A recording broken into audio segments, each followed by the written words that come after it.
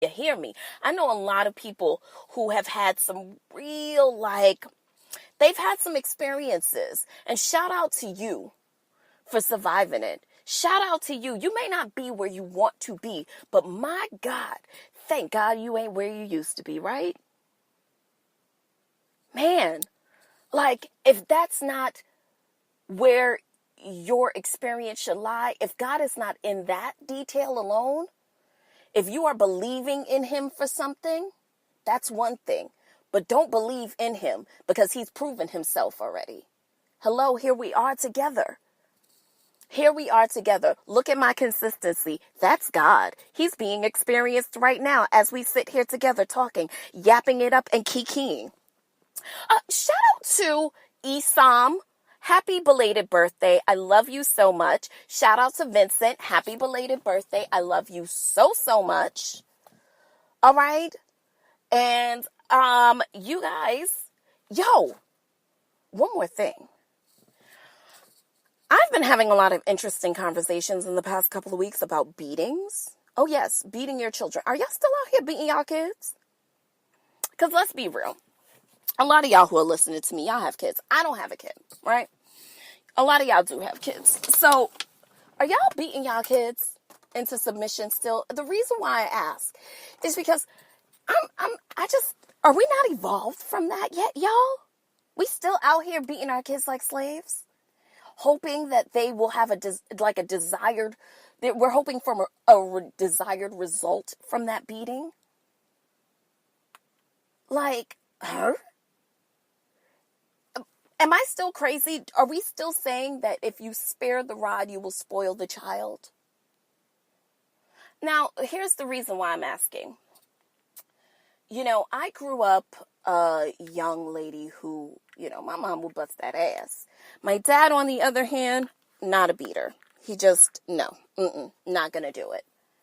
And I know my friends that live in Loud were talking about this, and actually even I believe Jade and Kia talked about this, and Kid Fury and Crystal even talked about just the beatings and beating their kids, and or beatings that they experienced as kids.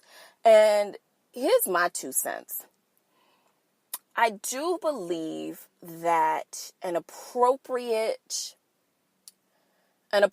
tapping is sometimes necessary. I think that should never be a first result. I think that should never come from a place of frustration. I think that it should never be your answer to fixing your kid.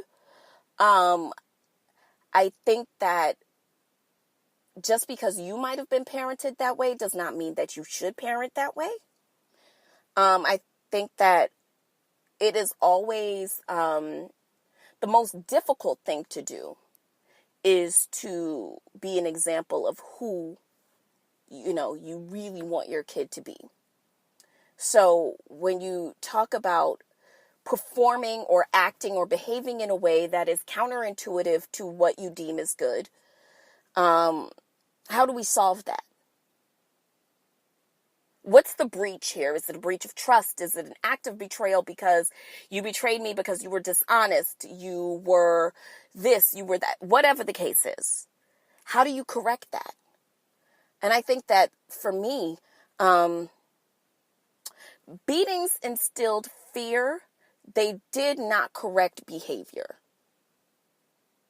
Fear led to me being more stealth in my behavior.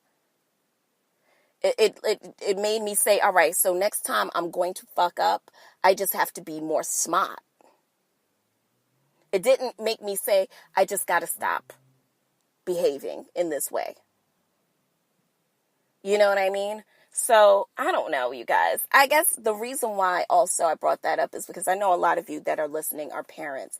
And I know a lot of times when something happens in frustration, even for some of you that have younger kids, when stuff happens in frustration with the kid and your kid is not behaving the way that you want, it's easy to get frustrated. I saw that in my own family this week where, it's easy for someone to get frustrated when a child is not behaving. But you have to understand that this person that you are expecting to behave in a certain kind of way has only been on earth for a limited time, right?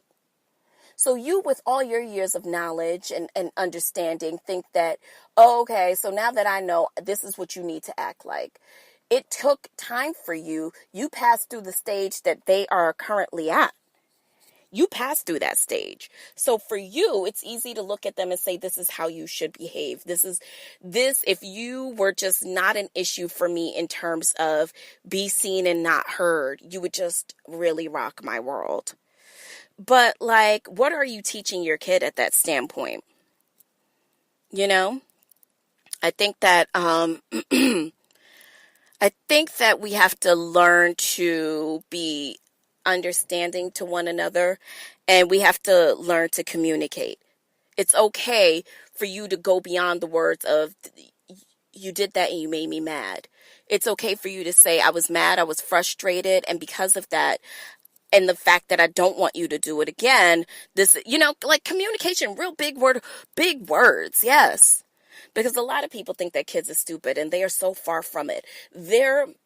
You know what's ironic about people, not their lack of understanding with kids?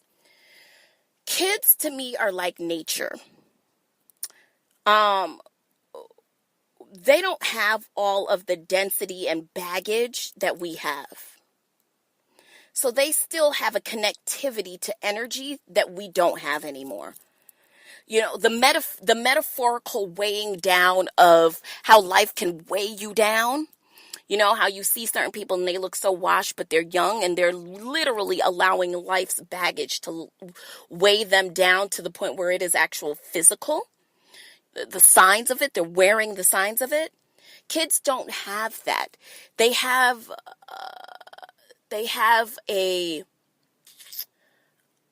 kind of a density that exists about them, that their connection to energy is still real. And so they know they can pick up on certain energies that you think they can't pick up on because they haven't had the experience on earth to understand. Their experience on earth might not allow them to be able to communicate the way that we can, but that lack of experience allows them to physically feel, energetically pick up on things that we oftentimes take for granted that they can pick up on. So, and that's the reason why I feel like you have to just be 1000% real with your children, because they get it.